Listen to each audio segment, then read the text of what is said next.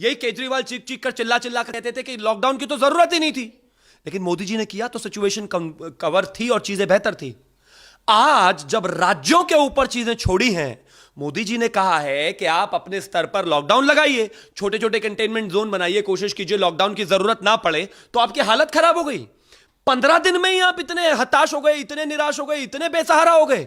काहे बात के लिए रखी हुई है कि राज्य सरकारें किस लिए है इस देश में? मुझे एक चीज बताइए, अरविंद केजरीवाल को क्या यहां भजिया तलने के लिए रखा हुआ है आपने, या किस लिए रखा हुआ है? गाने तो अरिजीत सिंह बहुत अच्छा गाता है, लेकिन हर 2 मिनट में अरविंद केजरीवाल रेडियो पर है, हर 2 मिनट में अरविंद केजरीवाल एड टीवी पर है।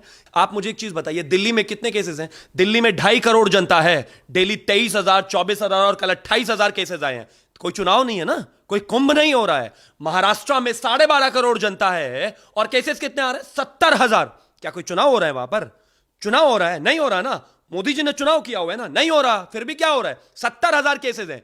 पिछली बार जब कोरोना आया था तब भी महाराष्ट्र नंबर 1 पर था, आज कोरोना आया है तब भी महाराष्ट्र नंबर 1 पर है।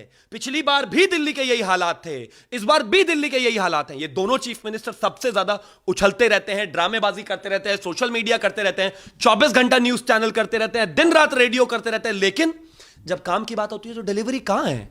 परसों कहने लगे कुछ घंटों की ऑक्सीजन बची हुई है दिल्ली में। आप मुझे एक चीज बताइए, मुझे अगर ऑक्सीजन चाहिए, मुझे अगर खाना चाहिए, तो मैं होटल वाले से मांगूंगा या मीडिया वाले के पास जाऊंगा? ट्विटर पर डालकर, लोगों में पैनिक करके, लोगों को बरगलाकर, लोगों को कहकर, लोगों में एक इनसिक्योरिटी की भावना पैदा करके आप केंद्र से गुहार लगा रहे हो। कल सिलेंडर आ गया, उसके बाद तो आपने ट्वीट नहीं किया। ये बात आप नरेंद्र मोदी जी से कहिए, ये बात आप पीएमओ से कहिए, ये बात आप केंद्र सरकार से कहिए, लेकिन आप पब्लिक डोमेन में जाकर ये बताना चाहते हैं कि मैं तो मेहनत कर रहा हूं, लेकिन कुछ हो नहीं रहा। एक आरटीआई से खुलासा हुआ है कि पिछले जितने भी टर्म केजरीवाल के हुए हैं, दिल्ली में एक नया हॉस्पिटल नहीं बना है, एक नया हॉस्पिटल।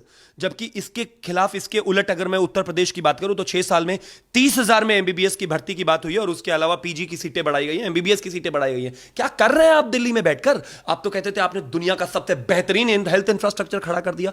ये इतने झूठे चीफ मिनिस्टर्स हैं कुछ। ये क्या रहे हैं आप? मुझे एक चीज बताइए, 4 दिन पहले का सत्येंद्र जैन जो स्वास्थ्य मंत्री हैं दिल्ली के, उनका कहना था कि हमारे यहां पर बेड की भी कमी नहीं है, हमारे यहां पर ऑक्सीजन की भी कोई कमी नहीं है, हमारे यहां पर किसी तरह की कोई परेशानी नहीं है दिल्ली में।